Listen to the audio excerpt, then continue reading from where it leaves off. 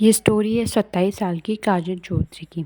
ये वही काजल है जिसने कमांडो बनने के लिए दिन रात मेहनत की और अपने माता पिता का नाम रोशन किया और देश की सेवा के लिए खुद को मजबूत बनाया। लेकिन अफसोस अपने ही घर में वो इतनी कमज़ोर बन गई कि आज हमारे बीच नहीं रही। आज का ये केस आपके दिल को दहला कर रख देगा।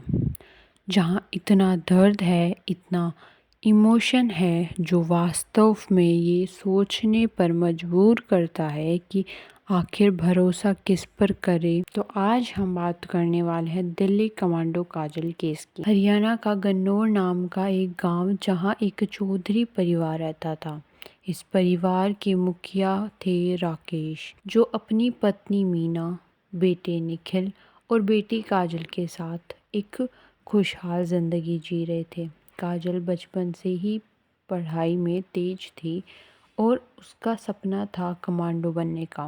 उसकी माँ मीना भी चाहती थी कि उनकी बेटी वो मुकाम हासिल करे जो वो खुद कभी नहीं कर पाई। काजल ने पानीपत के आर्य पोस्ट ग्रेजुएट कॉलेज से बीएससी किया। इसी दौरान उसका भाई निखिल भी पुलिस की तैयारी कर रहा था और वो दिल्ली पुलिस में कांस्टेबल बन गया। भाई को वर्दी में देखकर काजल का सपना और मजबूत हो गया। उसने कई एग्ज़ाम दी, स्पोर्ट्स एक्टिविटी बढ़ाई और हर मुकाम हासिल करने की कोशिश की। साल 2022 में कॉलेज के दौरान काजल की मुलाकात अंकुर नाम के लड़के से हुई। अंकुर भी हरियाणा का ही रहने वाला था। शुरुआत में दोस्ती हुई, फिर प्यार। दोनों ने तय किया कि पहले करियर सेट करेंगे, फिर शादी। काजल की मेहनत रंग लाई और 2022 में उसका सिलेक्शन हुआ। दिल्ली पुलिस SWAT कमांडो तौर पर हो गया। काजल अब प्रोफेशनली स्टेबल थी। इसके करीब 6 महीने बाद अंकुर को भी रक्षा मंत्रालय यानी मिनिस्ट्री ऑफ डिफेंस में क्लर्क की नौकरी मिल गई थी। दोनों बहुत खुश थे क्योंकि अब शादी के रास्ते में कोई रुकावट नहीं थी। पर ये उनकी बहुत बड़ी गलतफहमी थी। आज काजल ने घर में अंकुर के बारे में बताया तो परिवार लव मैरिज के खिलाफ था। अंकुर के घर वालों ने भी पहले मना कर दिया, लेकिन दोनों की जिद के आगे परिवार को झुकना पड़ा और 23 नवंबर 2023 को शादी की तारीख तय हुई। शादी के 15 दिन पहले अंकुर के पिता ने दहेज की मांग की।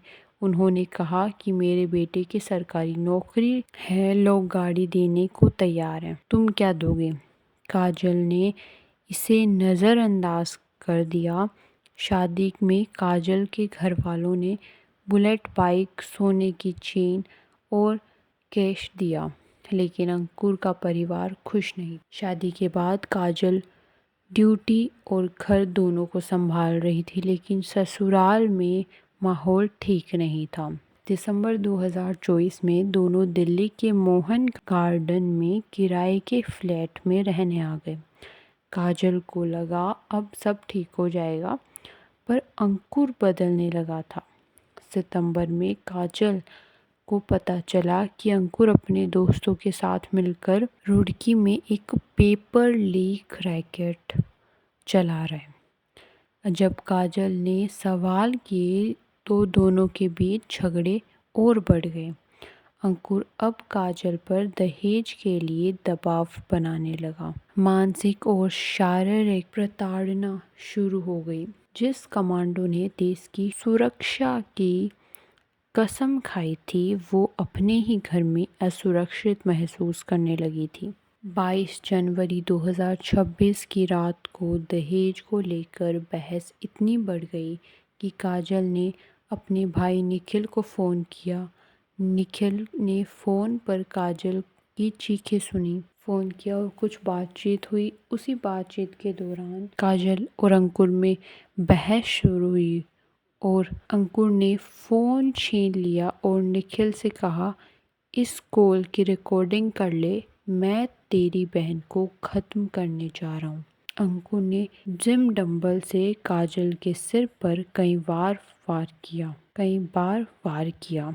कुछ मिनट बाद अंकुर ने फिर निखिल को फ़ोन किया और कहा, मेरे हाथों से तेरी बहन मारी गई, आओ और इसे ले जाओ। निखिल तुरंत दिल्ली पहुंचा। काजल को अस्पताल ले जाया गया, जहां डॉक्टर ने उसे ब्रेन डेथ घोषित कर दिया। काजल 4 महीने की प्रेग्नेंट भी थी। अंकुर ने 2 खून किए थे, एक अपनी पत्नी का और अपने बच्चे का, जो अभी तक इस दुनिया में आया भी नहीं था। 27 जनवरी को काजल ने दम तोड़ दिया। पुलिस ने अंकुर को गिरफ्तार कर लिया है। एक बहादुर कमांडो जो दुनिया से लड़ सकती थी, वो अपनों के लालच की भेंट चढ़ गई। इस केस के बारे में आपकी क्या राय है? कमेंट में ज़रूर बताएं।